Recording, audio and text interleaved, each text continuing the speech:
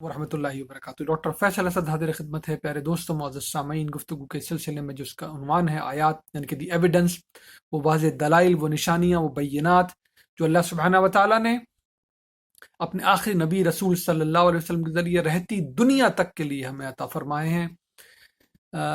جو آیات آپ کے سامنے رکھ رہا ہوں میں آج، وہ سورہ رعد کی شروع کی کچھ آیات ہیں، اور دیکھیں کہ اللہ تعالیٰ نے کس طرح یہ دلائل جن کو ہم اس وقت بھی لوگ اپنے ارد گرد دیکھ سکتے تھے، اور آج بھی ہم جن کو سمجھ سکتے ہیں ذرا سے غور کرنے پر، اگر اس کتاب سے ہم وابستہ ہوں، محنت کرنے والوں نے محنت کی ہوئی ہے، ہمارے گھر میں موجود ہے صراط مستقیم، لوگ محنت کر کے ہمارے پاس ترجمے اس کے موجود کر گئے ہیں، ہمارے پاس تفاسیر موجود ہیں۔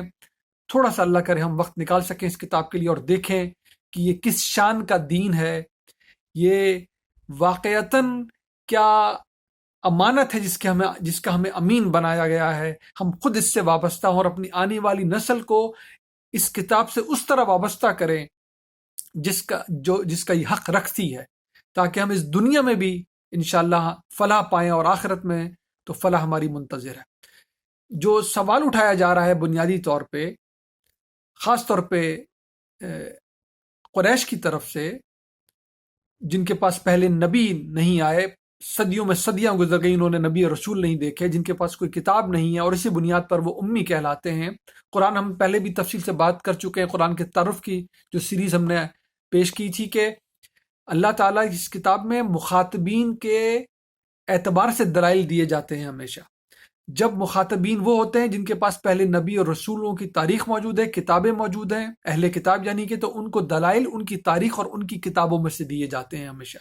اور جب مخاطبین قریش بن جاتے ہیں، جنہوں نے بہت صدیوں سے رسول اور نبی نہیں دیکھے، جن کے پاس کتابیں نہیں ہیں، تو ان کو جو دلائل دیے جائیں گے وہ ہمیشہ ان کے اپنے اندر کے اور ان کے اپنے مشاہدے کے اور ان کے اپنی تاریخ کے دلائل دیے جائیں گے۔ ان کو ارض و سماوات کے دلائل دیے جائیں گے، ان کو اپنے جسم کے اندر اپنی خلقت کے دلائل دیے جائیں گے، ان کو دلائل ہمیشہ ان کے جانوروں میں سے دیے جائیں گے، ہر ان راستوں کے بارے میں ان کو دلائل دیے جائیں گے، اور ان میں پائی جانے والی نشانیوں کے بارے میں دلائل دی جائیں گے جن راستوں سے ان کا گزر رہتا تھا۔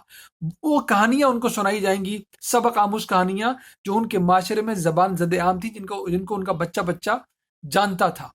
اور اسی طرح میں قرآن سے بہت آسانی سے پتہ چلتا ہے کہ دیکھیں اس قرآن کے مخاطبین کون ہیں۔ اور جب یہ سارے مخاطبین ہم جمع کر لیں، بھلے وہ قریش ہوں، بھلے وہ اہل کتاب ہوں، بھلے وہ منافقین ہوں، جو بھی ان کو کہا جا رہا ہے اس قرآن میں بڑی حد تک، اور جو کچھ بھی دلائل ان کو دیے جا رہے ہیں، وہ اب رہتی دنیا تک کے لیے ہر شخص سامنے آئینے کے طور پہ رکھ دیے گئے ہیں۔ اور یہی ہم دعا مانگتے ہیں، یا اللہ ہمیں اپنے غضب کے حقدار لوگوں میں سے ہونے سے بچا، ہمیں بھٹکے ہوئے میں ہونے سے بچا۔ تو اس کا جواب یہ قرآن بن جاتا ہے کہ دیکھ لو، پھر یہ کرو گے تو غضب کے حقدار ٹھہر جاؤ گے، اور یہ کرو گے تو بھٹک جاؤ گے۔ اس راہ پہ چلنا ہے اور باقی ہر راہ کو چھوڑنا ہے۔ یہ دلائل پھر سب کے لیے دلائل بن جاتے ہیں، سب اس میں سے ہم سب رہتی دنیا تک کے لیے اب ان ساری مثالوں میں سے ہمیں سیکھتے رہنا ہے۔ سوال اٹھایا گیا، اس کا جواب دیا جا رہا ہے۔ سوال اٹھایا گیا آیت نمبر 5 میں کہ یہ تعجب میں پڑے ہوئے ہیں کہ جب یہ بالکل ریزہ ہو جائیں گے، جب یہ بالکل خاک میں مل جائیں گے، تو پھر کس طرح ہم ان کو دوبارہ اٹھا کے کھڑا کیا جائے گا، اور وہ دن جس کا اعلان کیا جا رہا ہے، جس کے بارے میں خبردار کیا جا رہا ہے کہ وہ دن آئے گا، تمہیں دوبارہ اٹھایا جائے گا، وہ یوم قیامہ برپا ہوگا اور تمہارا حساب ہوگا، اعمال کے بدلے دیے جائیں گے۔ وَإِن تَعْجَبْ فَعَجَبٌ قَوْلُهُمْ أَإِذَا كُنَّا تُرَابًا أَإِنَّا لَفِي خَلْقٍ جَدِيدٍ۔ یہ سوال اٹھایا ہوا، یہ بنیادی اعتراض کیا جا رہا ہے، یہ کیا بات کرتے ہو؟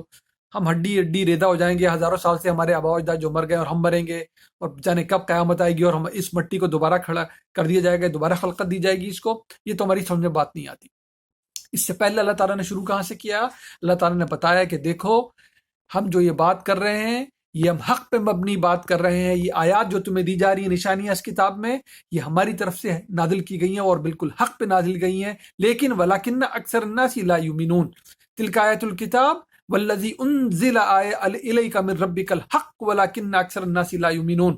اور اس کے بعد اللہ تعالیٰ نے آیت نمبر 2 میں اور آیت نمبر 3 میں کیا شاندار اپنی توجہ دلائی ارض و سماوات کی جانب، اور اپنی بتائیے کہ دیکھو یہ ہے توحید، میں ہی بنانے والا ہوں، میں ہی سارے امور چلانے والا ہوں، کسی شک میں مبتلا نہ ہو جانا کہ میں نے اپنے امور چلانے میں کسی کو اپنا ساجی بنا رکھا ہے. اور ذرا طرف نظر دوڑا کے دیکھ لو، اللہ الذی رفع السماوات بغیر عمد ترونها، دیکھتے تھے وہ کیسی چھت تمہارے سر پہ تان دی ہے اور کوئی اس میں نے ستون نہیں گاڑے اس کو سنبھالنے کے لیے. ثم استوى علی العرش، اور وہ قائم ہوا ہے وہ اپنے عرش پر. وسخر الشمس والقمر، دیکھ لو اس سورج اور چاند کی گردش کو، کیا ایک دوسرے سے ٹکراتے ہیں یا کسی خاص نظام کے اندر اپنی گردش کو جاری رکھے ہوئے ہیں. کلو یجری لاجل مسمى، اور یہ ایک خاص انداز میں یہ سب کچھ جاری ہے کارخانہ حیات. کب تک؟ جب تک اللہ چاہے گا، اس نے وقت مقرر کیا ہوا ہے.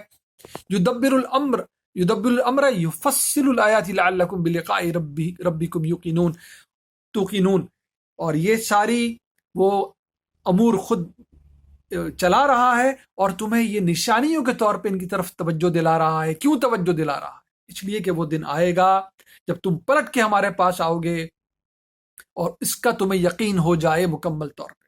یہ وجہ ہے تمہیں نشانیاں بتانے کی. اندھے ایمان کی طرف دعوت نہیں دے رہے تمہاری پورے علم، شعور، فہم کو اور تمہاری ساری مسلمہ تاریخ کی معلومات کو متوجہ کر کے تمہیں بتا رہے ہیں کہ دیکھو جو کچھ کہا جا رہا ہے حق پہ مبنی کہا جا رہا ہے.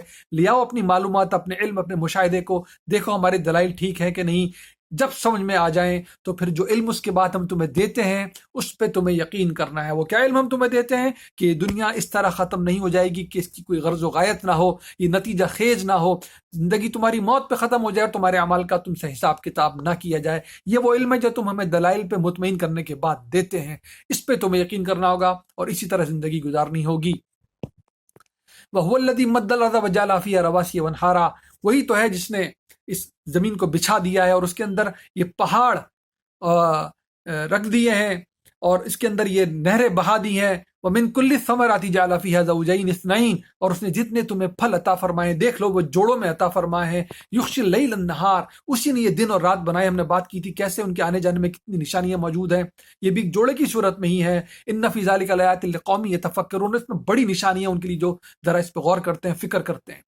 دیکھ لیں کیا شاندار طریقے سے 15 صدیاں پہلے بتایا جا رہا ہے. یہ تو پھل جو تم کھاتے ہو یہ دیکھ لو کہ اس کے اندر بھی جوڑے جوڑے بنے ہوئے ہیں. یہ دن اور رات آ رہا ہے، جوڑے جوڑے میں آ رہا ہے. یہ تمہیں زندگی دی ہے، اس کا بھی ایک جوڑا بنایا ہے اور وہ تمہیں آخرت کی صورت میں اس کے ساتھ مل کے بتائے گا کہ اب معاملہ پورا ہوا ہے. ہم نے ایسا نہیں کیا کہ ایک چیز بنا دی اور اسی پہ ختم کر دیں گے. ہم اس کا بھی ایک ہم نے جوڑا بنا رکھا ہے. وہ دن لائیں گے، پلٹ کر آؤ گے اور پھر دیکھو گے یہ دونوں چیزیں جب مل جائیں گی تو تصویر مکمل ہو جائے گی. اس دنیا میں تمہیں زندگی دی ہے، وہ آخرت کی زندگی سے مل کر بتائے گی کہ تم نے زندگی میں آخرکار پایا کیا. جو آیت آپ کے سامنے رکھ رہا ہوں ذرا سا غور کیجئے میرے پیارے دوستوں. سوال اٹھا ہوا تھا کہ کیا واقعی مرنے کے بعد دوبارہ اٹھایا جائے گا؟ جواباً ان کو توجہ دلائی جا رہی ہے، بتایا جا رہا ہے نشانیاں دیکھ لو، آنکھیں کھول لو، اپنے اطراف کا جائزہ لے لو، ارض و سماوات کو دیکھ لو، اپنے باغات کو دیکھ لو، ان پھلوں کو دیکھ لو. اس سے یقین حاصل کرنا ہے. یہی نشانیاں ہم نے تمہیں دینی ہے، یہی آیات ہم نے تمہیں سنانی ہے. ایمان انہی کی بنیاد پہ لانا ہوگا کیونکہ یہ مطمئن کرنے والی نشانیاں ہیں. وَفِي الْأَرْضِ قِطَعٌ مُتَجَاوِرَاتٌ وَجَنَّاتٌ مِنْ عَنَابٍ وَزَرْعٌ وَنَخِيلٌ وَسِنْوَانٌ وَغَيْرُ سِنْوَانٍ، اور دیکھو کہ ہم نے یہ جو زمین کے ٹکڑے بنائے ہیں جو ایک دوسرے کے ساتھ موجود ہوتے ہیں، ان کے اندر کتنی ہم نے کیا کیا چیزیں تمہارے اندر رکھی ہیں. ہم نے اس میں انگور کے باغات رکھے ہیں، ہم نے اس میں کھیت رکھے ہیں، ہم نے اس میں کھجوروں کے باغات رکھے ہیں. کچھ ان میں سے ایک ایک تنے ہیں، کچھ دو دو تنے والے ہیں. یسقى بماء واحد، ان سب کو تم ایک جیسا ہی پانی دیتے ہو. واحد ونفضل بعضها على بعض في الأكل، لیکن ہوتا کیا ہے جب ان کے پھل تیار ہوتے ہیں تو ان میں سے کچھ اپنے معیار میں، اپنے ذائقے میں دوسروں سے بہتر پائے جاتے ہیں، ممتاز پائے جاتے ہیں. ان فی ذلک لآیات لقوم یعقلون، اس میں نشانی ہے ان کے لیے جو عقل رکھتے ہیں. میرے پیارے دوستو دیکھیے، یہ ہے قرآن، یہ ہے وہ علم جس کی طرف ہمیں متوجہ کرتے ہیں کہ اللہ اپنے نبیوں کے ذریعے اور اپنے آخر نبی کے ذریعے کتاب دی ہے کہ لاؤ اپنی عقل، اپنے مشاہدے کو. اس دنیا میں تو جی رہے ہو، سب موجود ہیں اس دنیا میں، اسی زمین پر ہیں، اسی سورج کے نیچے ہیں، اسی دنیا کا کھاتے پیتے ہیں، ایک جیسے ہی بظاہر حالات میں رہ رہے ہیں. وہی آکسیجن آپ کے پاس آ رہی ہے، پانی پی رہے ہیں، سارے عوامل آپ کے گرد ایک جیسے موجود ہیں، لیکن نتیجہ ایک جیسا نہیں نکل کر آئے گا. اس دن جب نتیجے نکلیں گے تو کچھ کا نتیجہ مختلف ہوگا باقی لوگوں سے. حالانکہ بظاہر لگ رہا تھا کہ ایک ہی جیسی دنیا سے گزر کر آئے ہیں، لیکن اپنی آنکھوں کے سامنے دیکھ لو، باغات لگاتے ہو، مختلف طریقے کے پانی ڈالتے ہو، وہی دھوپ سب کو مل رہی ہے، وہی پانی سب کو مل رہا ہے، وہی ایک ہی زمین پر سب کو لگایا گیا ہے، لیکن پھر بھی ان کا جو ذائقہ ہوتا ہے، ان کا جو معیار ہوتا ہے وہ مختلف ایک دوسرے سے ہو جاتا ہے۔ کیوں؟ کچھ تو ہے جو اس درخت کے اندر بھی ہے، اس زمین کے اندر بھی ہے، ان پھلوں کے اندر بھی ہے۔ میرے پیارے دوستو، اللہ کی طرف سے تو یہ ہدایت دی گئی ہے، اب ہمیں اگر ہم نے قبول کیا ہے صدق کے دل سے تو نتیجہ پھر اور نکلے گا، اور ہم نے قبول نہیں کیا ہے اس کو صدق کے دل سے تو نتیجہ کچھ اور نکلے گا۔ پھر ایک جیسا نتیجہ نہیں نکل سکتا، ایک جیسا نتیجہ نہیں نکل سکتا۔ ہمیشہ ہمیشہ یہ یاد رکھیے کہ اللہ ضرور ہدایت اللہ نے موجود کر رکھی ہے، اب ہمارا بھی کچھ کام ہے، ہمیں اختیار دیا گیا ہے، یہ پہلا قدم ہم نے اٹھانا ہے، ہمیں اس کو قبول کرنے والا بننا ہے، تب ہدایت ملتی ہے ہمارے اندر کی قبولیت سے۔ ہمارے جب یہ ہدایت ملتی ہے جو نبیوں کے ذریعے دی جاتی ہے، دونوں باتیں مل کے صراط مستقیم بناتی ہیں۔